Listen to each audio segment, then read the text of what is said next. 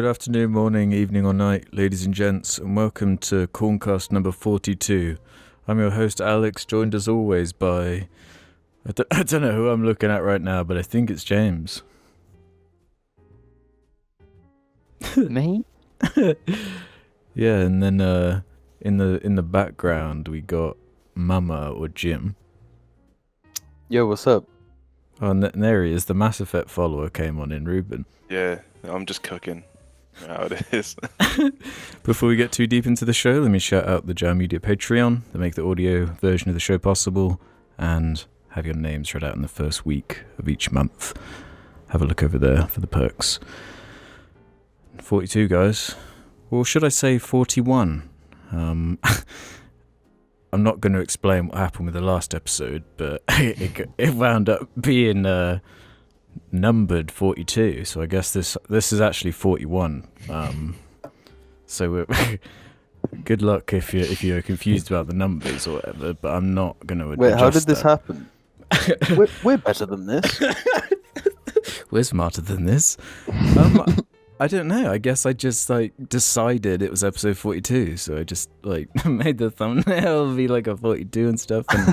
And so then it was like, oh, so is this 43 or should I go back? No, now and make it 41. Let's do 42 again. We'll do yeah, we got three options. We either continue to 43, or we say this is 42 again, or this is 41. No, we correct the timeline without going back and correcting the timeline. This is 42. Yeah, what would Captain America do?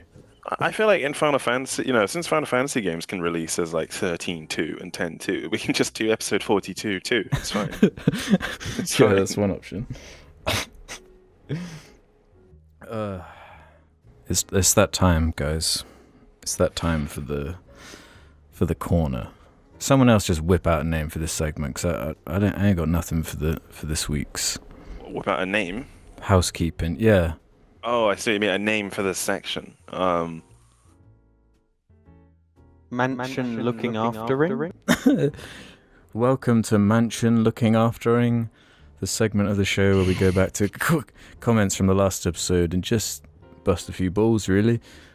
Tom is going to start us off. This guy and Jim inventing the same shitting technique is like Edison and Tesla coming up with the light bulb at the same time. It's more impactful. There were a few comments regarding, I called it in the Timecodes, Ruben's game theory or something, hence why they phrase it this way, but Vandal says, a great example of Ruben's game theory is TF2. At release, it was pretty well balanced and simple, the art style was consistent, and there was very little distractions in gameplay. Nowadays, you have people... The fuck? I don't know what word they're supposed to be saying here, but people, I guess, converging with banana hats and unicorns floating around, and there have been full subclasses made from the extra weapons introduced over the years. There's a great video you might find interesting about this called Death of an Art Style by Yes. Yeah, I know the video, actually. Sorry. Yeah, thoughts on TF2? I cited TF2 in my dissertation because of the silhouette and the hats totally ruined the silhouette thing, and Yeah. now just balance doesn't matter anymore. Apparently, no one cares. And on the same topic, Fierembrus said Warframe is a game that expanded to a point where it's become a chore to play. I know you've dabbled in Warframe. I don't know if you've played it enough to fully agree or disagree with that comment there. Yeah, I think it's a pretty... Immediately I was like, I don't want to fucking play this. I don't want to play any of them anymore. The just barrier of can't be doing entry, with it. yeah, it gets quite high, doesn't it? Yeah, so it's annoying because I'd be down to play Warframe. Like that game feels fun as fuck. Mm-hmm. But I didn't want to have to be googling shit constantly because I didn't know It's what crazy I'm doing. Like how much learn it, googling you yeah. have to do. I have tried with that game, but it was just too difficult to... There's too much management that... And last one on this comment, or this topic, sorry, from Chungskingi. To add to the overexpansion conversation, Siege has every form of monetization possible. You first have to buy the base version of the game with one shit character, which is about £10 when not on sale. Then to unlock every one of the base game characters, playing the game casually will probably take you about a week, unless you just buy them all. But that's not even counting all the other more expensive characters that can take a week to unlock, which are essential to the game's meta, which is heavily defined by the amount of characters you have access to. So on top of that, you have alpha packs, loot boxes, which gives you skins and such, and then if that wasn't enough, monetization, you also have a seasonal battle pass, which is the fastest way to unlock the new characters introduced. I feel that many Siege players who have played for years and years don't realise how fucking nutty this is.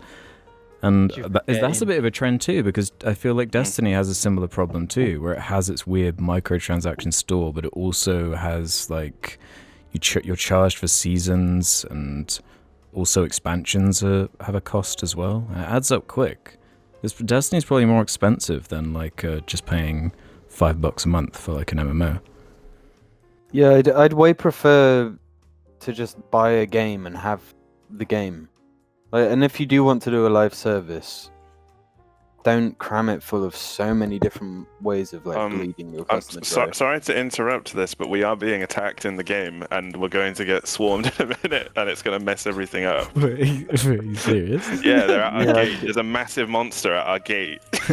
Look at it. No, but the thing with Siege is the one that's being missed is the £20 DLC skins as well, like Apex. Yeah, the elite skins. Yeah, but Apex is free, I guess, is the big diff. Yeah, no, I think Siege is a fucking joke. It's because it's been around long enough where it came out in the time of battle packs or whatever. Yeah, it came out in 2015. By the time of Battle Pass, so it's just cram them all in, and it's fucking bullshit. Because I replayed that game a fair bit, and the whole cosmetics, you'd only get them through packs. The best thing I got from the packs was a Doge charm. But now it doesn't matter because there's a battle pass. It's funny. There's a fucking book I've been reading. I think I mentioned it already, but it mentions how capitalism brings with it a desacralization of culture, and also repackages things on an ad hoc basis, and that's it. There, Siege is just like it was just like, okay, this is what games are, and it just added every new thing as it happened, every new innovation, every new way of just like taking money from people because they're fucking stupid. It was just, this can go in the game now. We're going to have this in the game as well. We just repackaged it on an ad hoc basis. So I just thought it rang very true there. And Siege is a really horrible example of it. Siege is gross. Yeah, it's just too much at a certain point. Like, when people describe Destiny as free-to-play, I'm like, really, that's how? A load of horse shit. It's not what can you actually do in Destiny if you don't want to spend any money? I think you can go to the Cosmodrome. Yeah, like it's not content. Do nothing there. You can like piss around with like the public events. Fuck. What were we talking about? Destiny 2 being free to play. We were done with that topic anyway, to be honest. We've done it to death over the last couple of weeks. My fault. We had a final bit on this pasta debate that's been going on. A couple comments here. One from Graham Thompson saying, "Jar's ongoing pasta discussion is further proof that British cuisine is a joke." How does that make you feel? Go fuck yourself, 15-year-old. And Simmy's boy actually said, "What the fuck are box pasta and frozen pasta? Pasta comes in bags. What the fuck?" And sometimes it comes in boxes. I think it's an American thing because it's just you buy it in bags. Yeah, sometimes it's in cardboard boxes, but I don't know what this frozen pasta bullshit is all about. And you can't insult fucking English cuisine when Americans stick fucking pasta. Well, we don't know where this person is from. Yeah, we don't know where this person's from. True. Guarantee. Also, I don't like this thing about British cuisine. It's like we were talking about when you get home from work and you want to cook or something, when you're a busy person with a busy life, and so I'm just gonna make some dinner quickly. I want to get it done. I don't want to I don't want to have like a half an hour prep and then an hour and a half of fucking around at a stove for every dinner that I have. So, just make your own pasta. It's easy. But how does us talking about what pastas we prefer? Like, how does that suggest that British cuisine is bad? Also, it suggests that... What do they think we eat? What do they think we eat? Just plain pasta. Beans. Plain pasta and baked beans, yeah. I mean, regarding this food debate thing, the other one of note was the brief cake versus ice cream debacle, which it went down to a vote on the Jar Media Twitter, and it was obvious who was going to win. Let's be real. So ice cream was 60%, cake was 40%. So ice cream wins again, baby. Ice cream. Yeah, we were right. Yeah, Doesn't deserve it. yes it does. Ice cream's incredible. yeah, the question simply was which. No, nothing else to explain like what was being asked, but Which? Ice cream. Definitely, Yeah. always going to be ice cream. clearly we're in the minority, James. Unfortunately, with that one, Yeah, would more be the cake first for one. us. Yeah. Who needs shit ice cream anyway? Who needs shit Tesco Basics vanilla ice cream? Let's do some topics. I want to start with this one because it's a core Jar Media kind of topic, that being a trailer for a new movie's come out, an anticipated sequel. I hope you guys know what I'm talking about. Venom 2. Have we seen this? Yeah, I've seen the Yes. trailer. Yep. We've all seen the trailer? Yep. So we're all fangasming like pretty through the roof, right? I've already I was- edited 4 fan cams. I couldn't believe this. In 2007, or I guess it'd be more like, say 2010 YouTube. Remember all those fan edits where like people put a filter over the Venom footage and made Yeah. it red, so then it Mm. looked like it was Carnage? We don't need to watch those anymore because we're just getting it now. Woody Harrelson's playing him, and it's going to be emotional and definitely really cool, and the action's going to be so sick. I actually think Woody Harrelson is a good like casting choice for him. He looks creepy as that, just as a dude. Yeah, like, I in mean, that. like, I he's a think good that's actor in the choice. same way Tom Hardy's a great actor. But it's Yeah. like, what's the full name again? Like, Venom 2 Monsters Let there Unleashed be- or whatever. Let there be carnage. Let there be carnage. What do you think of that name? Awful. But in one hand, I quite like it because it's very upfront. It's just like, look, this is the Venom movie with Carnage in it. That's all that you need to know, and it's probably all that the film's going to be about. There's nothing else that's going to happen. Mhm. So It's I mean, basically it's like the King Kong fucking Godzilla movie. It's just that Yeah. you didn't really need to know anything about it other than that. yes, all explained in the title. It seems to just be a comedy, though. Yeah, how do you feel about Venom being like, he's like an anti-hero, I guess, in this universe? Mhm. He's like a wacky anti-hero. No, don't eat the old lady, you eat the candy instead, Venom. Yeah, he's barely even Oh, anti-hero. don't want to do that though. Did you like him singing at the start? Yeah, I thought that was great. I just And the like funny picturing breakfast. Tom Hardy in like the booth, like just doing the Venom voice. Wait, he does the Venom voice? I'm pretty sure he does. It sounds like a No way. like a boosted version of his voice. Listen really I carefully, guess, yeah. I guess that makes sense because the voice it would come from him because he's the Yeah. host. He's the host. Yeah. And who else would like voice it? Is there like a classic Venom voice actor that I didn't know? Yeah, about? the guy from Spider-Man 3. Oh, the guy from that 70s show. Yeah? Yeah, so I'm glad we were hyped for it. Yeah, I hope we can see that one at the cinema as well. The one to save cinemas. 'Cause I think it is going to only be in cinemas. I don't know if they're going to drop it on digital like everything else. How do you think they got Tom Hardy to be in these films?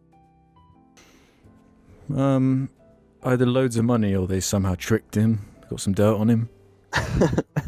Like, he turned down Suicide Squad to be in Venom and Venom 2. I think he won in that regard. Maybe he didn't like do enough research and thought it was going to be in the MCU, and he just like didn't realize what Shit, he was yeah, signing maybe. up for. Yeah, James, any final thoughts on Venom 2 Carnage Unleashed? I'm very excited. I've got high hopes for this movie, and I think it's going to be a Oscar-winning movie. Did you ever see the first one, James? No, I just know that one of the Jaws did a song for it, and it wasn't. So Hang on, shit. man. Oh yeah, they did, didn't they? Royal Really- Blue. Yeah, Really really boring. bad. Yeah. Yeah, But because that that's- was obviously that's- outclassed by the True song from that movie. Venom. Gonna go and get him. But it's still an RTJ song, so it's still better than the majority of music theme. Guys, it's time for the Mass Effect follower to come out, I think. Yeah.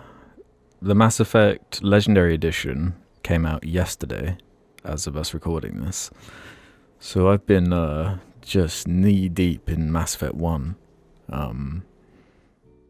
which was reminding me weirdly of it wasn't helping with this Groundhog Day thing, because like the new game coming out being Mass Effect 1, which is like one of those games that I used to like rinse so much. And like if I know any game series like the back of my hand, it's like the Mass Effect trilogy. So I've been playing Mass Effect 1 on the hardest difficulty, just rocketing through it, because I just know everything about this game. But this new version of it, I feel like was being like underplayed, and how much they tinkered with it and changed it and improved it, because this version is sick. I can't believe how good. Yeah, it's genuinely impressed. I was just like, oh my god, this feels like a real game. There's actually like a cohesive like thing going on with the trilogy now. If it doesn't feel necessarily, it definitely feels worse than 2 and 3, but now that it all kind of looks part of the same thing, instead of Mass Effect 1 being this weird outcast Ugly where it's duckling. like yeah, the ugly duckling that was like the foundational experiment. The swans. And then Yeah. the swans that were 2 and 3. Because it's like, I was really thinking about it, just how ambitious Mass Effect 1 is specifically. They clearly didn't know like what they really wanted it to truly be yet, and it wasn't until 2 where they kind of refined it down. And it's like the best and worst thing about it, because you have this this crazy establishment of this universe. I was just thinking about how good like the first like 30 minutes of Mass Effect 1 are. How much it has to do and how efficiently it does it, with how much it like sets up the world. You have the threat set up, like Saren, the whole Spectre thing, all the new alien races, and it doesn't even feel overwhelming. Yeah, exactly. Yeah, there you go. It's crazy. Yeah, it's actually so clever, that whole universe, and like there's the story beats in Mass Effect 1 too. I would go into it a bit more, but I feel like breaking down things like that right as the new version came out would just be antithetical, I guess, if there are people jumping on, maybe. Just, yeah, it's actually a genuinely good story, and now that they've adjusted the old archaic gameplay stuff a bit, you can at least play it. Actually, It's very playable. It's very playable now, and it's just the addition of like hit markers and slightly changing the way the recoil is sort of is the way they demonstrate it to you, so that you can interpret the recoil. I guess it's much better. I was like equipping different guns, and they actually like felt different and looked different, which I don't even remember in Mass Effect 1, because everything just felt the exact same. I used a burst assault rifle today, and I was like, were these in the game to begin with? I don't remember there being a burst assault rifle. I got like in a Mass Effect gas 1. gun that like I remember that's in 2 and 3, but I don't remember it being in 1. It's just stuff like that. And like there is stuff that just does suck and always sucked, like the side mission experiment stuff with the way they did it in Mass Effect 1 with these like random planets that you have to survey. I like the idea of that, and the game really does feel expansive. It makes it feel like you're exploring a universe, but when it gets down into those side quest thingies, they're really bad in Mass Effect 1, really fucking boring. And the Mako thing too, they did improve the controls, but it made me realize it's not even really the controls of the Mako that's the problem with that. I find the environments worse, to be honest. Yeah. They put you in so many environments that are ridiculous terrains with these like really vertical hills just everywhere. Tiny vertical hills, and it's like really awkward to traverse around in some of the maps, and that's just no fun. But like the main missions, there is some awkward shit in there that makes it feel like it is from the year it was from, but I just think they've cleaned it up so well, and I'm so impressed with what they've done with it, and I'm like really excited to go through the whole thing now, because I've heard 1 is the standout in terms of like it's obviously aged the worst because it's just the oldest, and by the time you get to 3, apparently on this version, it's almost looks so good it might as well be like a new game sort of level. So I played them. I played them all last year. Even I just didn't finish 3, but you know, like last time with Mass Effect 1, I played it through, but then I had to get someone. I had to just like download a save because I didn't want to play Mass Effect 1 twice to get to the highest level, and so it was kind of a disjointed experience for that reason. So playing 1, knowing that I'm actually going to keep this character now, and I'm not just going through the motions and then downloading a save at the end because I was like, well, I wanted to play it. Makes sense. and they're all like linked with the galactic readiness. Apparently applies to all 3 games now. It's like there's actually like a linked mechanic. Like just the way it's packaged makes way more sense. Makes it feel. Also, like the new like the BioWare like logo, like splash logo thing they have. It's actually really nice. Just like, yeah, you know, it's nice for them to just. I know that I guess depending on the game, that are different characters, but I feel like it's. You know, BioWare should really be playing to their strengths, and you know, it's like, yeah, Commander Shepard and his whole bullshit, or her in whole a weird bullshit. way, it was almost annoying me because I was like, oh man, this is why I liked them. This was BioWare to me. No wonder I was like so into this and this whole thing. And like, why did they abandon this formula? Because I feel like Mass Effect 1, that formula, like they hadn't nailed it by the end of Mass Effect 3. There was still more room to go. They could have improved that. But instead they went back to the drawing board, I guess, and abandoned it. So they didn't realise what they had on their hands quite until it was too late. But yeah, that was it. So it does feel like a new experience. Like I was saying, I played it last year, but I'm like okay with playing it again right now. I'm genuinely enjoying it. None of it feels like a chore because I am pleasantly surprised by what they did to it. It's not just it's 4K now and the lighting's a bit better. There's way more to it than that. It's actually deserving of the title of Legendary Edition. It actually deserves that. Skyrim Legendary Edition doesn't deserve that.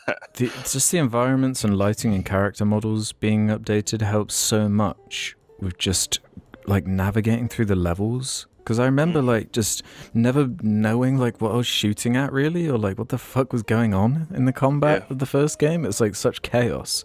But now you can actually like engage a bit more. And there's still the funny quirks, like the charging enemies are funny, and there are those like Geth things that pounce around are like the most annoying fucking enemies on the hardest difficulty, but it's quite satisfying as a tactical shooter now, actually. Yeah, when you're using all the like abilities and stuff, it's pretty fun. Has anyone got any food? Like, we're gonna meat's die. back on the fire. Meat is on the fire right now, so. Okay, so Jim, are you yeah, you can eat that. My expectations were partially so low for this Mass Effect 1 thing because I'd just kind of gotten used to Jim just ragging on Mass Effect 1 and being like, yeah, don't get your expectations high, it's going to be shit, bro. I've been defending it the whole time from Jim. He's just like, shit. There's nothing we're saying pricking your ears or anything? Yeah, go on, you little hater. Go on. I'm looking at you.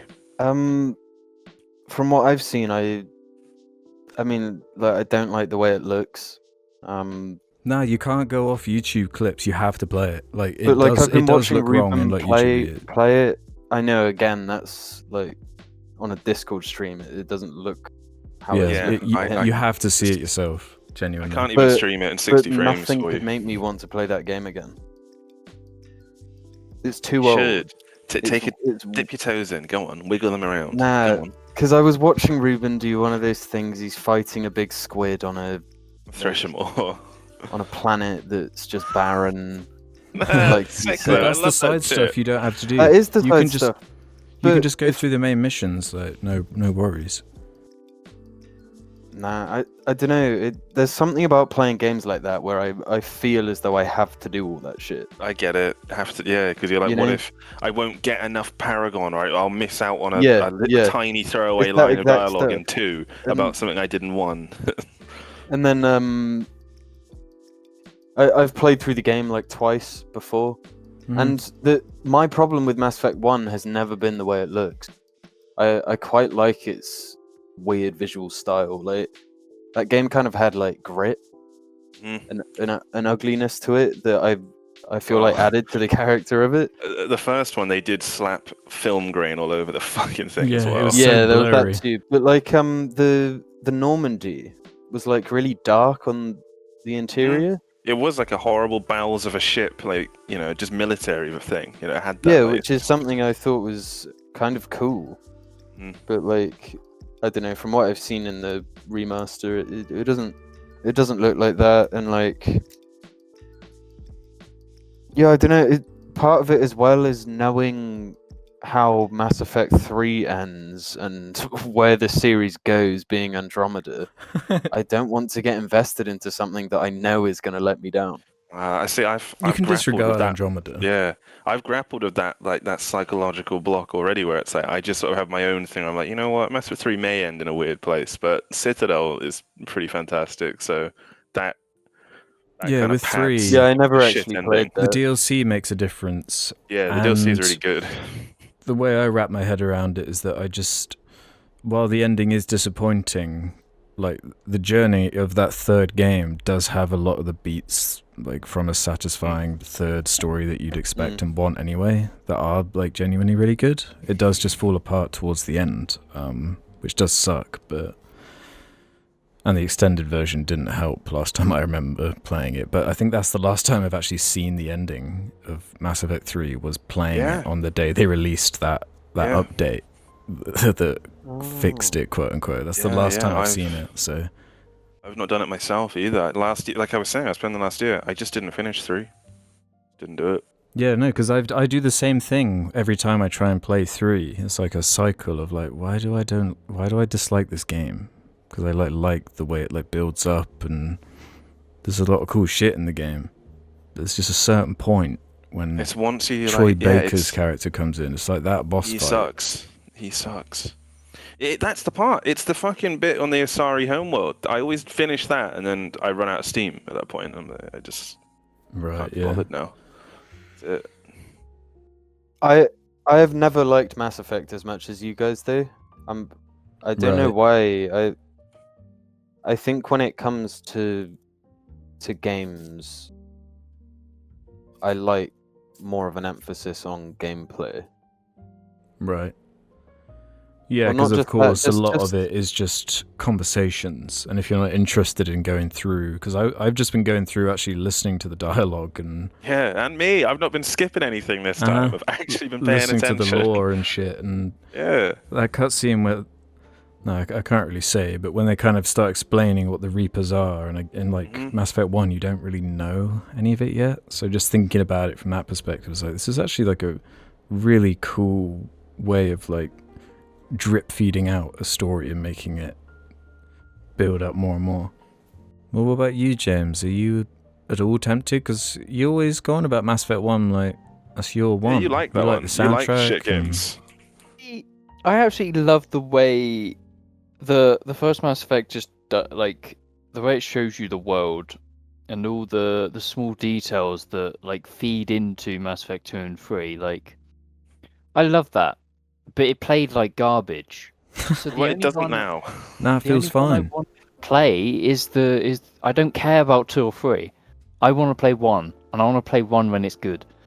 So, Oh, yeah. but So this is what you've been waiting for.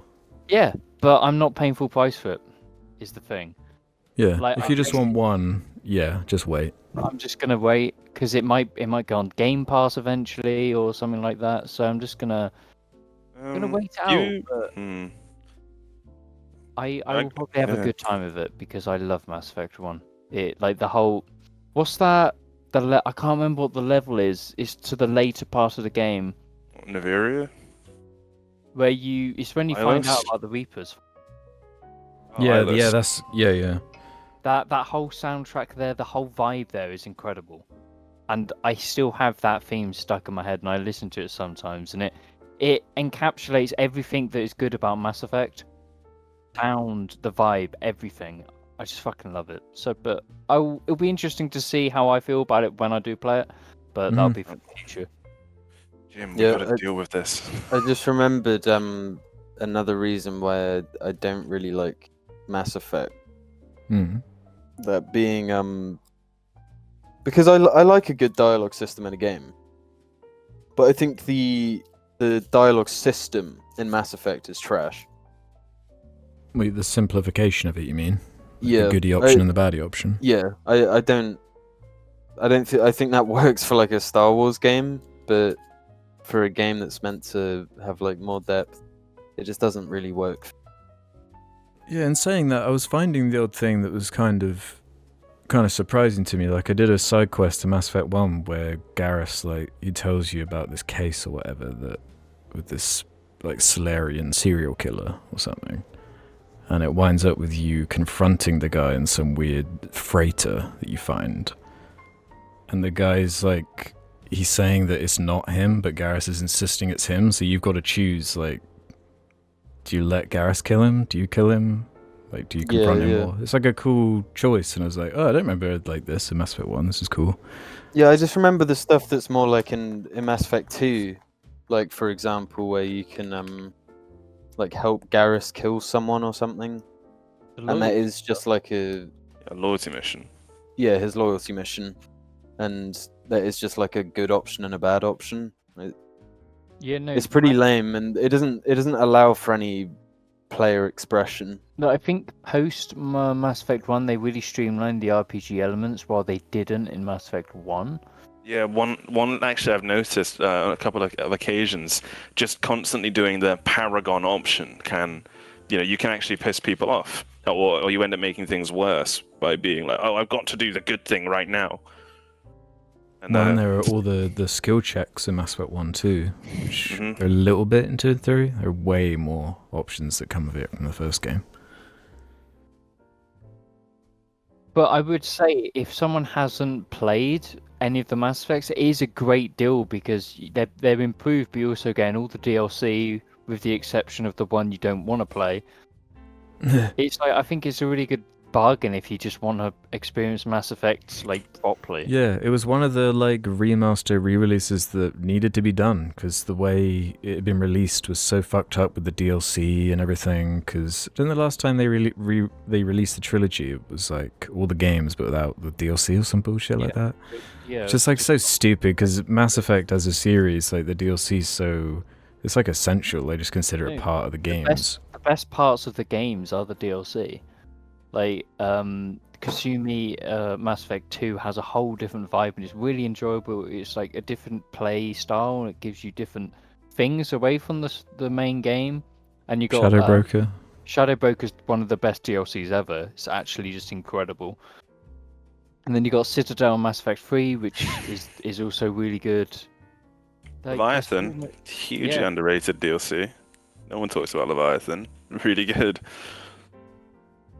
I actually have never played any of the DLCs for any Mass Effect game apart from like the shitty ones in Mass Effect 1. Really? What? You never played any of the stuff in 2? Yeah, you never the played ones like, in Shadow 1 are Broker? terrible. You never played Shadow No, Broker? I never or played Overwatch? any of it. No. You're really missing out. Yeah. They're so fucking good. I Yeah, feel better Citadel play it. in particular was like such an apology for the ending of 3. Yeah.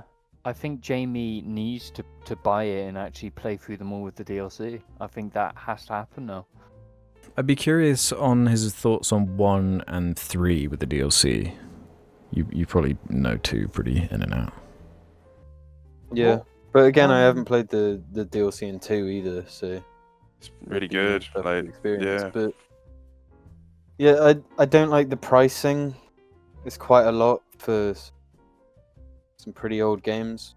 See, I thought that too, but I think it's justified when you're just playing the game and you see Yeah, I what they've guess done it to is it. 3 games as well. But Yeah, They've Also actually done the- quite a bit to them. It's just, you've got to respect it. the length of them is a turn off for me as well. they are long. Yeah, that's a huge time sink, and I prefer like a sort of 10-hour. Like Resident Evil. Yeah.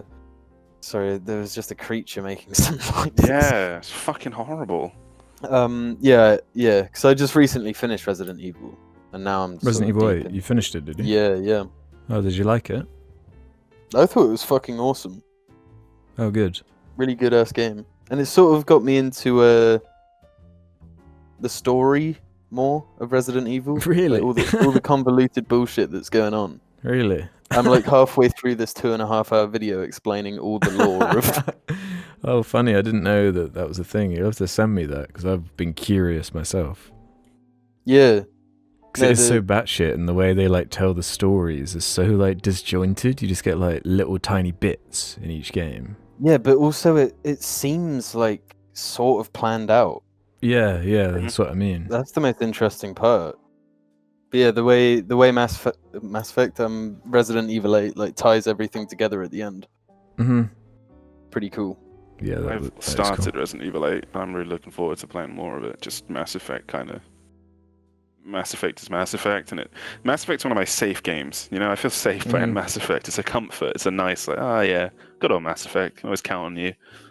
Right, unless anyone else has anything to add about Mass Effect or Resident Evil or whatever, we'll be back after these messages.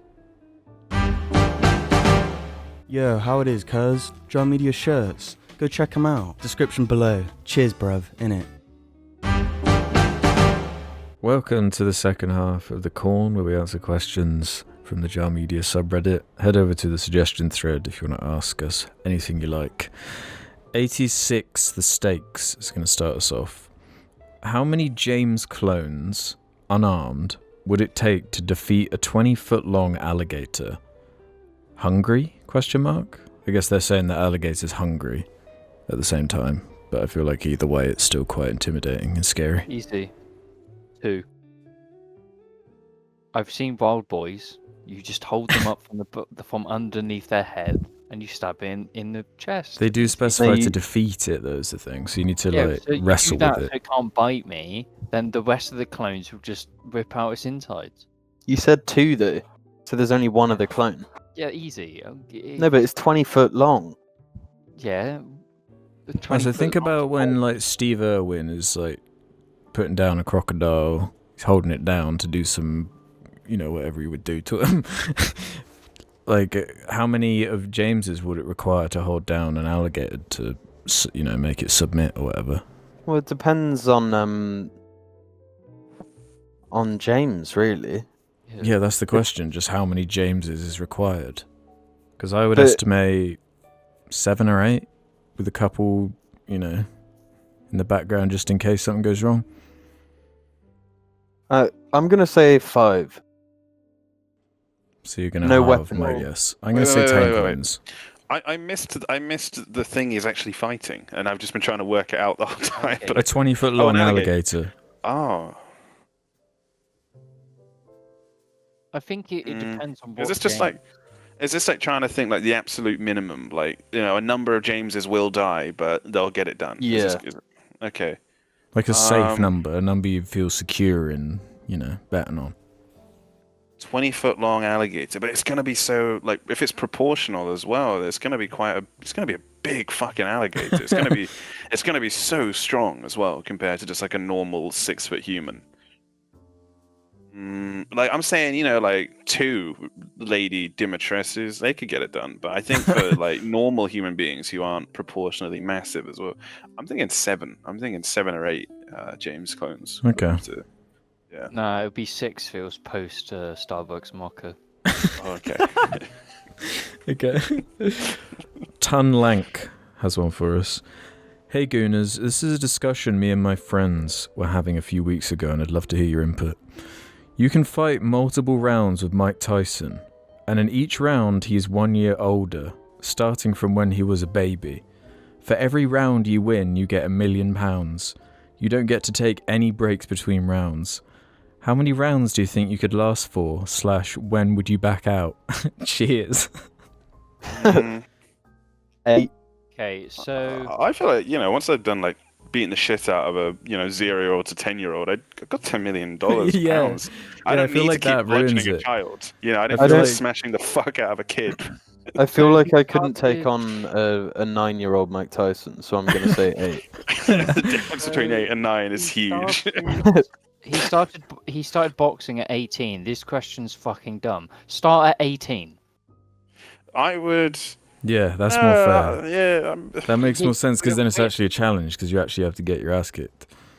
Yeah, you get fucking obliterated. Yeah, but then I wouldn't survive 1 round. Yeah, exactly. I don't know how to box. I reckon I would try 2 years and just take it just for the reward, just for 2 years. No, but then it depends because he made his professional debut at 18. So at 16, he could fuck you up at 16. Are there like pictures of what you look like or anything? Like when you look at the old pictures of The Rock and stuff, and it's just like, what? So He looks like 40 when he's 15. No, that can't. No. I googled Mike Tyson like 18. I don't believe what I'm seeing. Is there a picture of I'm him? gonna Google it. He looks fucking whipped. Oh no, there's a picture of him from when he was like 13 years old, and he's like, yeah, dude, maybe I'll just do 1 year. Yeah, nah. He'd fuck. We can't, because Mike Tyson's our go-to comparison for if strength. Like, none of us fight him. That's not fair. Do you think all 4 of us could take him on? But No. could he beat any of us at Halo 3? No. Okay, could he Yeah, beat no me way. at Halo 3 when I was 13? No, he couldn't even do it then. I was shit when I was 13. He's trained for this. I trained for that. Do you think he could make every one of your squad members survive through suicide mission? No. There's no fucking No, I don't way. think he could do that. I don't think he Easily. could do that. He wouldn't be able to get enough Paragon for the Paragon check for fucking... What's the name? Jack's loyalty mission. You know? He wouldn't be able to do it. He wouldn't be able to do it. Yeah, but He would- Mike Tyson's a millionaire because he beat He people up. he would choose Miranda, and then he wouldn't have Jack's loyalty, so Jack would die. Simple as that. Yeah, I'm looking forward to the new angles in Mass Effect 2 that don't show I'm Miranda's curious ass. about that. Yeah, maybe they'll do just one cheeky little one, just one cheeky little butt shot. Just one cheek. Nah, she's got to be cheeky little double shot. cheek Double cheeked up. on a Thursday afternoon. James. Skelly Fucking idiot! You broke our campfire. Skelly Dude 11 has one for us. Hi, Jar Boys. Seeing how much you love Pussy and Willy, I thought this would be an interesting question for you. Would you fuck a sex robot? This may seem like a silly idea for the distant future, but it's actually been developing over the past couple of years. Right now they cost thousands, but soon should become relatively affordable. Sex robots are being designed to bring a better experience than human intimacy, whenever you want. No need to ask for consent. Of course, the robots will have AI to talk to you and remember your preferences. There seems to be $1 billion industry that will soon awaken before anyone knows it. It's quite a weird concept for me to think about, so I would just be interested in your guys' thoughts. Thanks.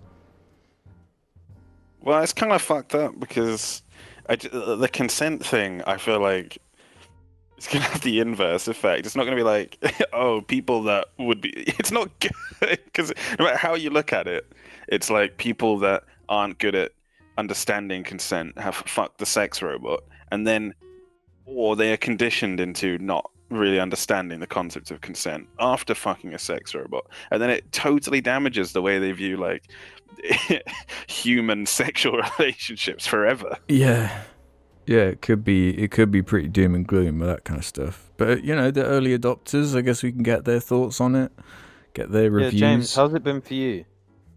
Shut up. Wait. What if the technology is just undeniably so awesome that it just becomes like, just everyone's just has their drawer with their little milker in it or whatever, the sex robot that just like, hang on, just got to go get milked a minute. It's just... James, if you had a sex robot and you could, I think... Why are you Well. asking me? Why are these questions always directed at me? We're posing You're it the to only everyone. one with an anime sexy figurine. So if you had a sex robot, what anime character would you make it be? I wouldn't own one. Because I But could if spend you that did- money on car parts.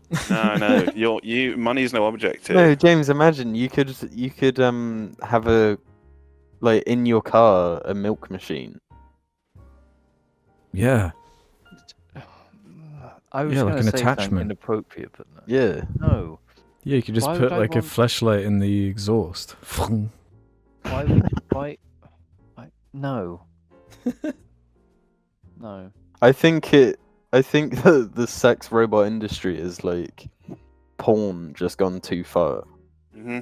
Like, Do you think it's going to if- take off in our lifetimes, though? Is there going to be a Definitely. porn? Yeah, probably. Definitely. I mean, porn is already like totally fucking shat all over the way people think as it Yeah. is. Yeah, So, like if porn is that introduce fucking damaging, how robots to it. bad are sex robots gonna be? This is So will that fucked be our up. thing? Like, man, I remember the days when people used to like fuck each other and stuff.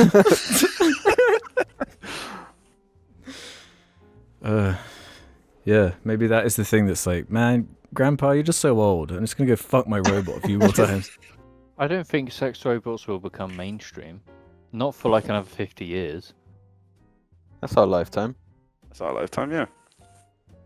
People I have always guess- been like that with sexual stuff. Like, it's never been mainstream. So I can't see it.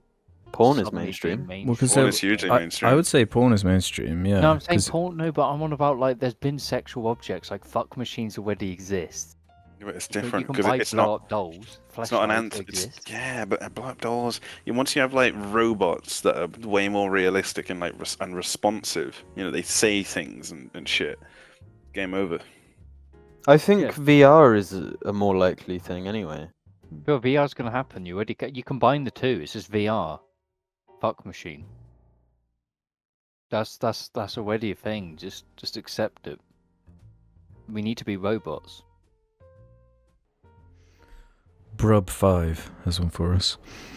On the topic of eagles, birds have very thin, hollow bones, so even just slapping or whacking them, especially their wings, will break them and incapacitate the creature. You would get injured, but if you could even land one good hit, you would win.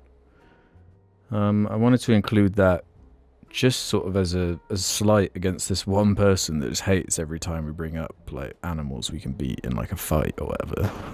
It's just this one person that like just hates it as a topic, and I just wanted to bring it up for them. No, but this is on my side of the eagle debate. Yeah, no, so I that's why I could read be it an out, you know? eagle. But they also said on pasta, yes, the American was right. Both pasta sauce and pasta do take a long time to make, but pasta sauce just sits there in a pot/pan simmering away and requiring basically no effort, whereas making pasta is involved and requiring kneading, shaping, etc. So in effect, the actual time you're taking to make it is way longer. I think that's actually the perfect full stop to put on this topic. They kind of put into words just the breakdown. Instead of just being angry and furious, whatever, because we're the ones having it directed at us. Yeah. Oh, fuck off! No, actually. Warlock Wabbit has this to say.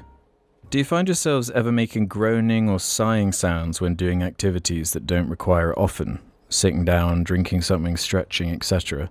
I never paid mind to it at first, but ever since I heard from someone that it's one of the signs that you're getting older, I notice it more and more to the point that I wouldn't blame myself if they slapped me for doing that. Do you guys notice yourself or catch yourself doing that? The old you're sitting down. Yeah. You know? No, like when I Yeah, stand up, it's like I scream. Yeah. Gotta verbalize when you're like lifting your leg up. I don't. Really? What do you do when you sit down then? I You sit go, down. No, I just sit down. I've never noticed myself make noises. Well, you're Not going to be in for normal a surprise. situations anyway. Anyone else have any noises? Ruben, what's your noises? I don't know. I mean, it just sort of. I try not to do it too much. But whenever I catch myself doing it, I'm like, bro, shut up. You don't even need to make that noise. That's usually what I'm thinking. It's like, just be quiet. Really? What about if you're like doing a strenuous exercise or something? You never do the old or something like that. Not really, because like if I've got my headphones in, I'm trying to be quiet. It's usually just like an exhale, or through gritted teeth kind of shit. Yeah. Damn. Or it's like whenever I kneel down, I just fart. Ever you know down. Yeah, No exception to that. I was coming up the stairs yesterday and Paisley was following me and she was just like farting like almost with the steps. I'd never heard anything like it. It was fucked. Triple Joe has a question that made me laugh out loud when I read it. A couple Swindon questions. Will you guys ever do an Is Swindon as bad as they say? But more importantly, if you guys hate Swindon so much, why does it seem like you're always there? Like, do you go there for holiday or sabbatical or something? We haven't been to Swindon in this year. No, I guess they're just speaking like broadly, ignoring the like pandemic and stuff. No, barely actually. You know, but guess what? I missed the question. I was distracted. Well, you're fucking fired. Get the fuck Alright, out look, of here. I'm sorry. I was posting something on the Child Media Reddit as we were speaking. No, I was that's not submitting acceptable. something. Sorry, Reddit is so fucking fucked. What's the on it? rules, just the rules. Like they've changed the cover photo to be goon, just a massive. Or the movie poster. I guess it must be like the cropped like title for it, whatever. Just there, and then our rules. Like when I was posting, it shows you like what the rules are, and it's just like.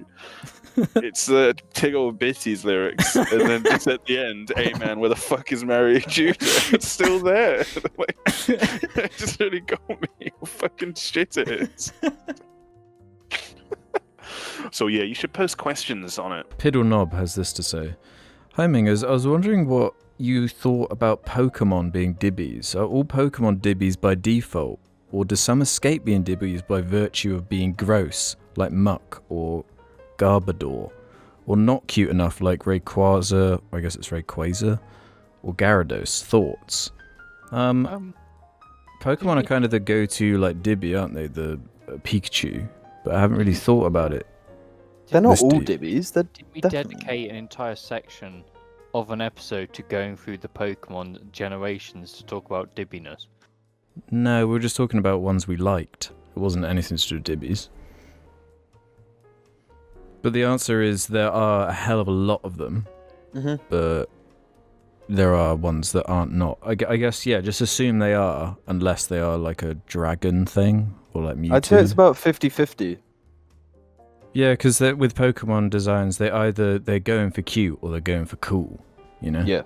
Yeah. Those are the two like types of Pokemon designs, so... Yeah.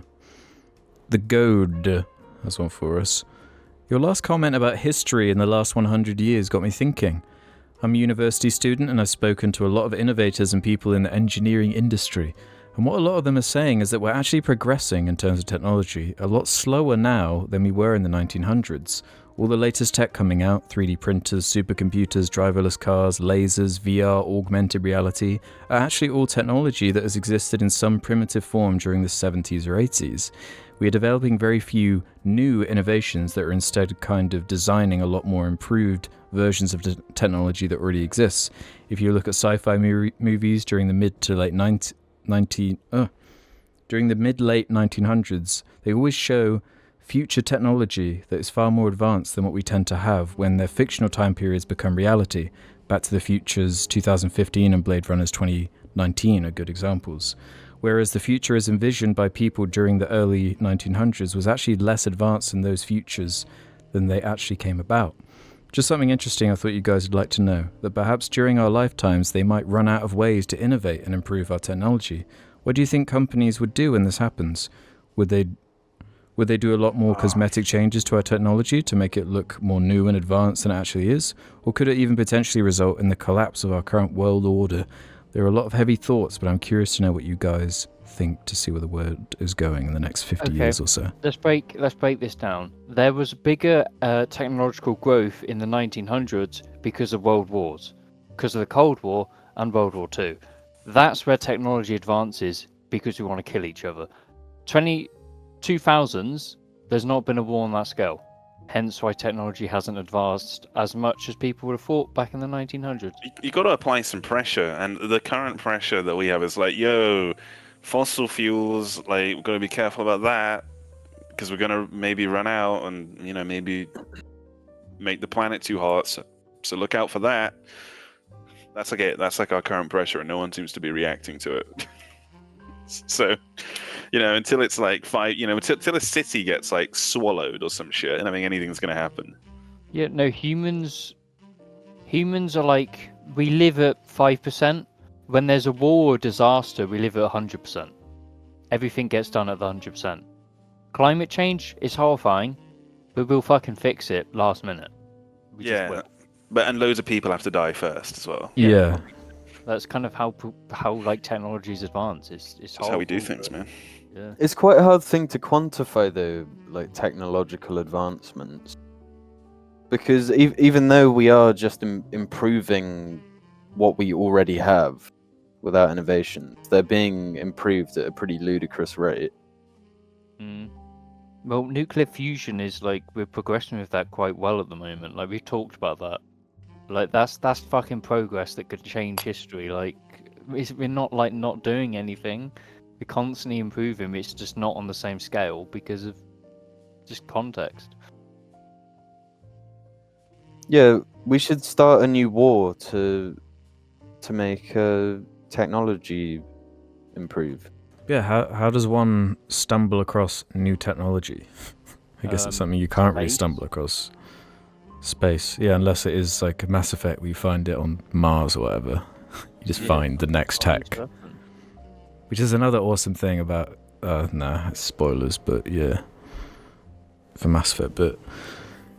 Yeah, I don't know, I guess I never really thought about that the way... That is an it's like interesting way of thinking of it. refining tech from... Yeah, that has been around for a while. Yeah, I guess I don't know what a new technology would be even, like conceptualizing it. I'm too dumb for that. What about some sort of robot we could fuck? Yo. And then maybe... No, I think that's too much, actually. What about robots that fuck each other and have babies? Yo. And feel emotions and stuff. Yeah, Yeah. and have little pet robot dogs. It's a good idea. The one Croatian Jar fan has one. Hello Jar Media Corncast. I'm the only Croatian Jarling, and I want to know, what are your opinions on Ubisoft and their efforts to milk all of their popular properties? As someone who played most Far Cry games, I like them all, but not a single one improves on the last. Do you think making the same game again and again with a new coat of paint is acceptable or even moral in any way? I think their games are quickly becoming like the FIFA franchise, but I also have hope that they will learn. And do you think Beyond Good and Evil 2 will be any good if it ever comes out? If you ever wore a tie, you can thank Croatia. Okay. Thank you, Croatia. Thank you, Croatia. Next question. Okay, so I think that Far Cry, the weird thing is, like you were saying, that they come out, it's almost like the FIFA games, except it takes them like 3 years to make one, and it's like, this is really mediocre. Why did this take so long? Well, like, they've been Like, running these it's just the series same. for like so long now. There's like eras of like franchise now. Like Assassin's Creed has gone through different eras. You know, there's like the Ezio era, there's the boat games era, and now I guess we're in the It's like generic, huge- historical, whatever map eras. It's like light RPG loot kind of mechanics now, and like XP Really systems tepid and shit. single-player live services. Whereas it used to be Fucking just sort of shit. a basic open world like action kind of game with a bit of stealth in there. But yeah, it's the reason I stopped giving a shit about Ubisoft a long time ago. Whenever do you remember the heads started saying, yeah, we don't want any game that can be released. Oh, fuck's sake. We don't want any game that can be released that isn't part of like a franchise or whatever. And that was the moment I stopped caring about Ubisoft, because they stopped releasing like the Rayman games and those cool like Valiant Hearts and all the interesting shit they were doing. They just stopped doing it. Once they I think realized. Ubisoft are currently the worst, like, big publisher out of all the main ones. Yeah, potentially. You think they're worse than like Activision? At least like Modern Warfare was pretty fun. Yeah. Yeah. Yeah, I don't give a Ubisoft single suck. shit about Ubisoft anymore. I just don't. I used to be into Assassin's Creed and thought Far Cry 3 was really good. Yeah. Are you gonna get the Guillermo del Toro Far Cry 6 or Guillermo del Toro? You mean Gus? Just Giancarlo brains, Esposito. No. The last Far Cry I played was 4, and I thought it was pretty boring. Far Cry 5 was pretty shit. I thought Far Cry 5 was 4 better. had that like awful villain that Troy Vega voiced for some reason. Yeah, Troy Baker voiced an Asian dictator. Yeah, what was that Wait, about? What? You couldn't find a Say it again? single Asian actor. Like that's how you one up Voss. Wow. Okay. Pagan Men. Yeah, that's a name that sounds like it should have Troy Baker's voice. Mm-hmm. Wait, that's like multiple Asian characters he's played then. Because he did, in Mass Effect, he plays like an Asian super soldier guy. Weird. It's true. Yeah. Wait a minute. Is Troy Baker Asian? Kai Lang. Yeah. Lang. Yeah. Wait a minute. Yeah. And then he's Snow in Final Fantasy. What is happening? Wait a minute. My boy Troy. Final Fantasy. Are they Asian or not? You know. I never know. I can never tell. Because they just look like anime characters. So Yeah, I I don't know suppose what they that just- means. What guess race it's is just anime? Is it its own race? Asianified. It's like Asian, Westernified Asian or Asianified Western. Depends how you look at it. Yeah. Let's do this one from Movies Music Me. I've been re-listening to the cast and I noticed something that's just pissing me off, alright? James, stop saying I'm not a gamer. It's been years of this going on. I'm already up to the corn stage on this re-listen and you need to come to terms with it. Other members, please encourage him to come to terms with who he is. James, Yeah, you are a gamer. Thanks, Wingers. How? No. You are a gamer. You are a gamer. You're on James, Apex you know all who the time. gaming You're a merchant gamer. is. You're a gamer. You're a gamer. Like, You're on fire again. Do you watch the gaming merchant Apex breakdown videos? Answer me. no, we've gone over this. You're a gamer. No, You're a gamer. Do you? Good no, gamer. We've Good, gone good, good, over good, this. good. No, Gamer.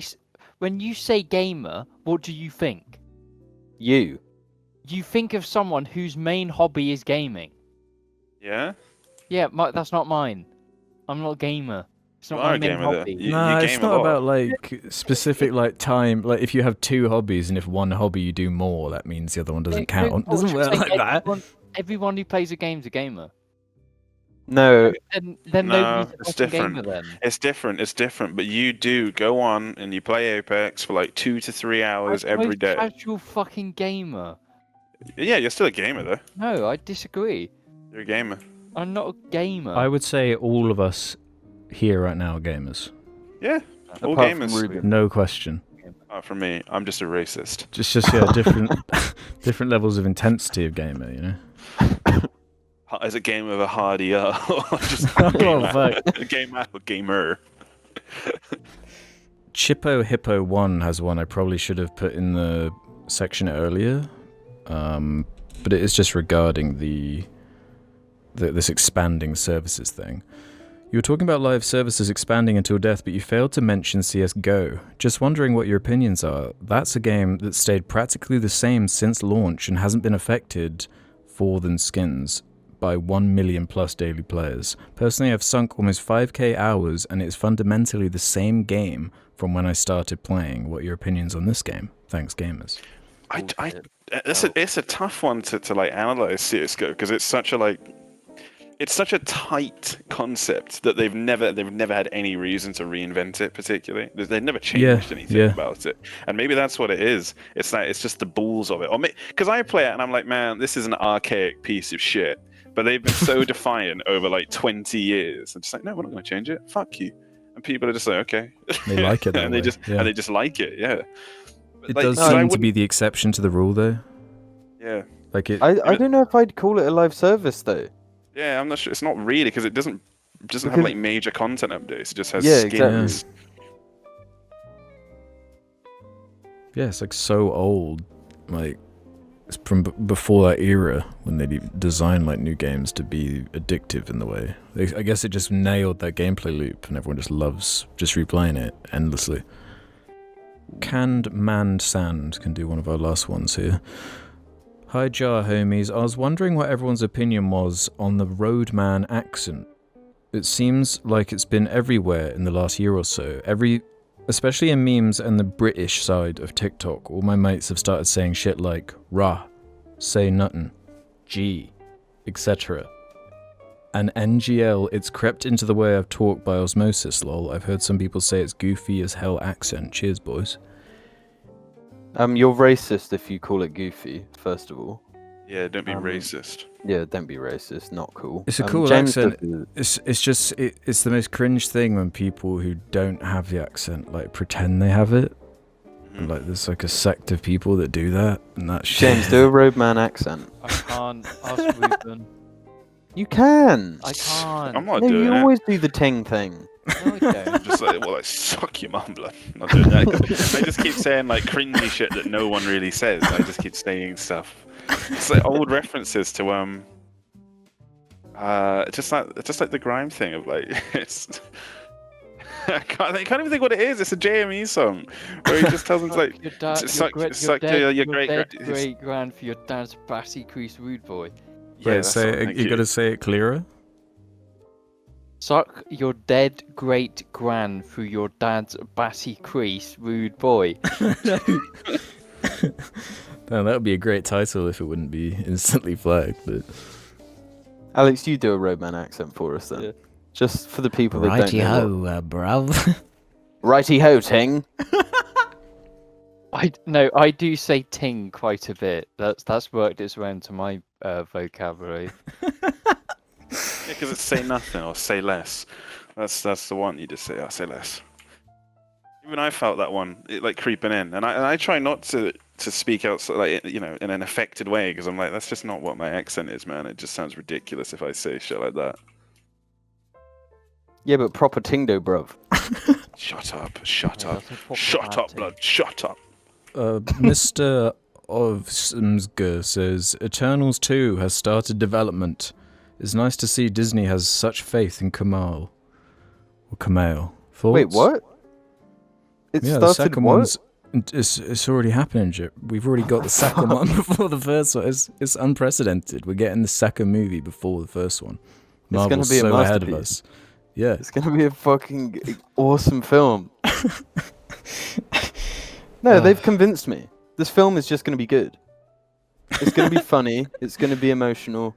It's gonna win Oscars. It's gonna be It's awesome. gonna win at least one Oscar. I'm saying that now. I guarantee it. I bet big money. I bet on James's batty crease. Toby Rabbit has one. Hey fellas, you jokingly call each other the the Halo follower sometimes. Is this in reference to the Halo follower channel? I accidentally stumbled across their Why is Cortana naked video a few days ago. Lol, it seems like a lot of people are not too keen on the channel. Thoughts? Yeah, that is why. That is why. It's because of that channel. And like, yeah, it's pretty shit. Can we say that? What are your thoughts on Halo follower, James? Difficult one. I think his video production's really good. I think he's got a really great personality and he's quite lovable. But Halo's fucking shit. No, you can't just make it. That wasn't the question. The question was about Halo follower. Yeah, Yeah, the problem with Halo follower is that he's following Halo. No, he made Destiny follower. I'm gonna let you guys in Wait, onto a what? little He tidbit. made Destiny follower. You're the Halo Look. follower. No, but I nearly was the Halo follower. He used to like. No, I wasn't really the Halo follower. He used to like. You could like apply to do the voiceovers because I guess it's not his biggest strength. Is the voiceovers in his videos or whatever. So I like nearly recorded one because I was like wanted to be on the Halo follower channel. This is before I had my own channel, I think. But I never followed through on it because I was too scared. Wait, what? No, Halo follower was after your channel. Really? No, he made Halo follower for like Halo 4, didn't he? Yeah, it was Halo yeah, 4 it's for Halo era. 4. Yeah. Yeah.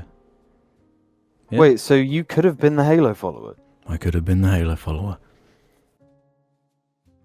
Damn.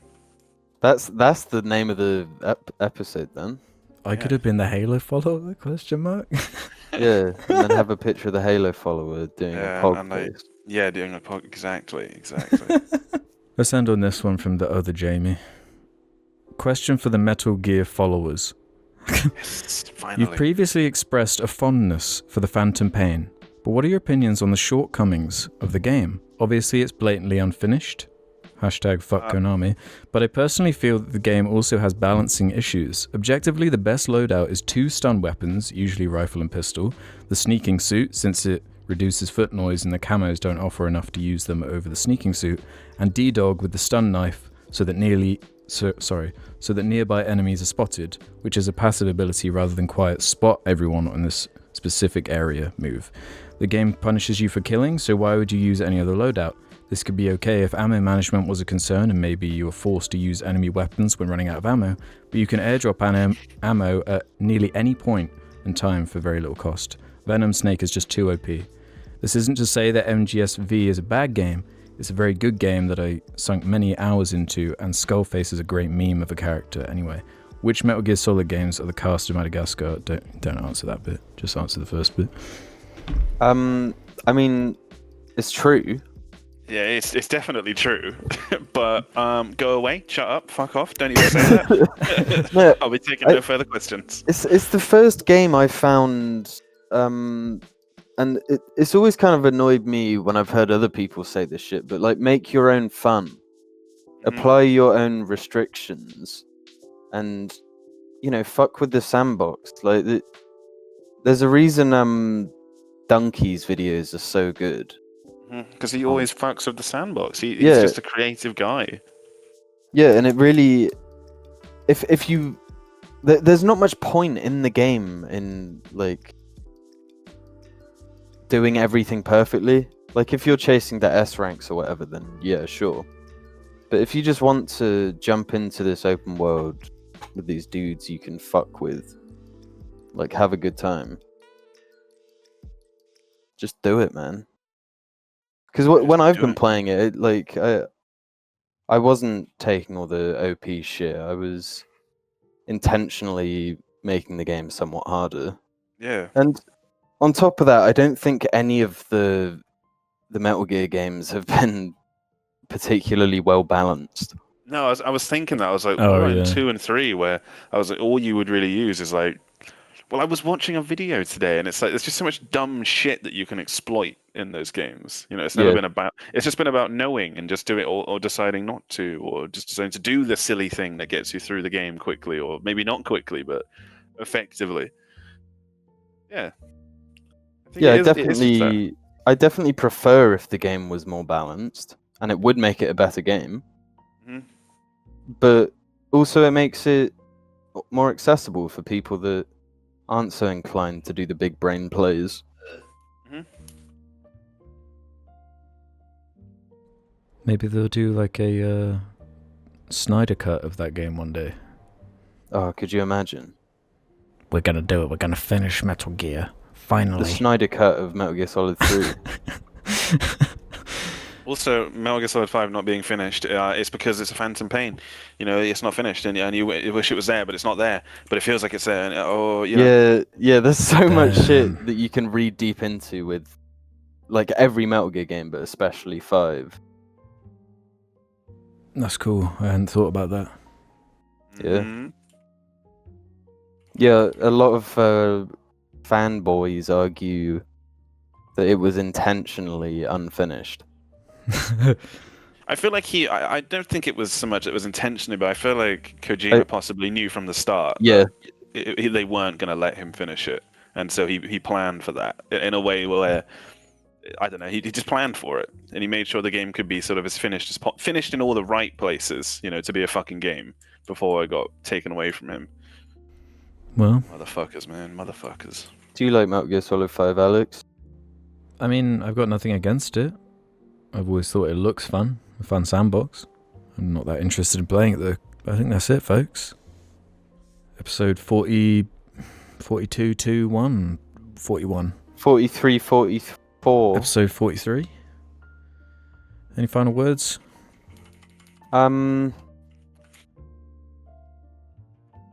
Yeah, stream BTS's new single.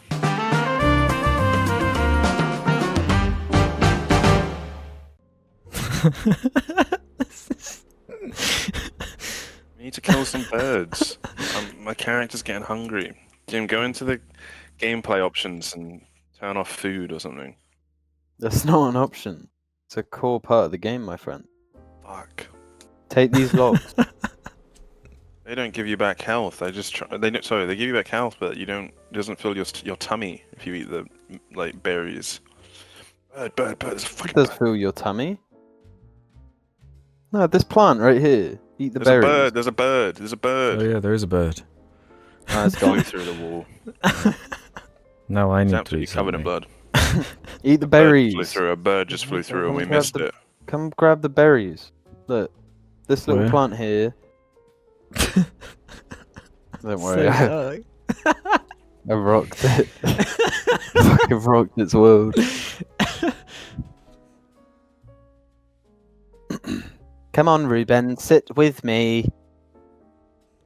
If I see a bird, I am gonna stand up and fucking kill it. Okay. yeah, that's good. Shall I put a human head on the fire? Yeah, do it. I'll do it after Alex eats his meat. Where is the meat? I can't. Oh, there it is. It's ready now.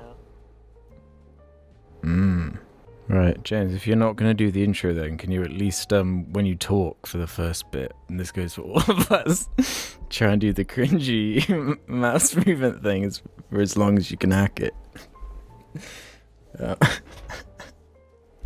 Oh, Jim, it looks. Wait, do a little test for me, Jim. Good afternoon, morning, evening, or night, ladies and Oh gentlemen. god, it's so fucking cringy. Just been feeling a little bit sad today. Right. Right, are we ready? Wait, I gotta see this. Where do you go? Get him, James. Don't open the gate, though. Wait, don't open it. How am I supposed to see it? Oh no, No, come you through can this come- door. you can Yeah, come but through don't this door. open the Oh. big gate. Okay. Okay. I don't know. Oh. Yeah, this is the big gate. Don't do it. Where do you see it? I won't open it. It's I'm just sorry. out there. Ah. Oh, dude. Creepy. See, the enemies in this game are kind of freaky. That's Yeah, why they're I freaky. double walled it, because it was like we needed a second wall to stop this shit from happening. Anyway, right, hold on. I've got to eat in the game or I'm gonna die. Oh, there's a bird on the fire right now. Oh, awesome. Let me just drink. Is it? Yeah, I killed a Oh bird. yeah, a it's second ready. ago. It's ready. That's why I keep standing up. I just stand up, kill a bird, come back. It's so brutal. Right. You just slam the axe down. Wait, what's going on with you? Wait, James. I've been killing them with rocks. Oh, I just use my axe. It's gonna break through the gate, isn't it? Eventually. I don't know if it will. I think they do. Maybe, hang on, I might be able to repair it. Hold on.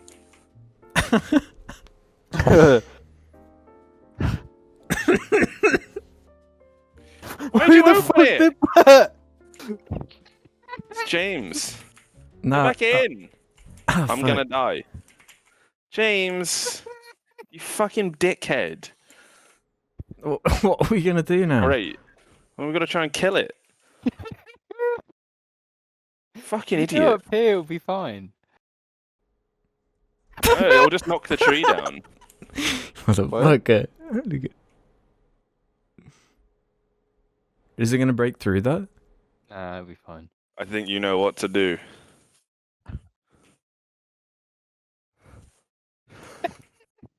We're gonna die. Do-do-do-do-do-do. I'll Like- fix move in. Oh, you got it. Oh, we killed it. Get the armor. That was easy. Can we close the gate? It's so brutal from this angle. It's like Lord of the Flies. Yeah. Whoa, well done for taking Oh, it okay. out. Right, back to the show. Yeah. Chainsaw a bird out of the air. This game sucks. or is it the fucking best thing ever?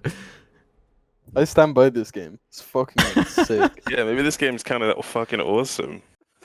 Just every time James stands up, he sets himself on fire. Every single time he stood up, he set himself on fire. I've got to eat again. then- I'm gonna die. Oh, for fuck's sake, I could have given. Fuck. Now I'm on fire. I could have given you a bird. I just cooked one, but I ate it. Oh, Mass Effect. I always count on you. What the fuck? What the fuck was that? I just like took damage. I saw you just like stumble, like stood Yeah, up. like I didn't even have my hand on the keyboard and mouse. I got hurt by something. You hungry? Yeah, I'm gonna die. I'm gonna starve in a minute. Are you seeing this? Oh my god, the motion blur's good.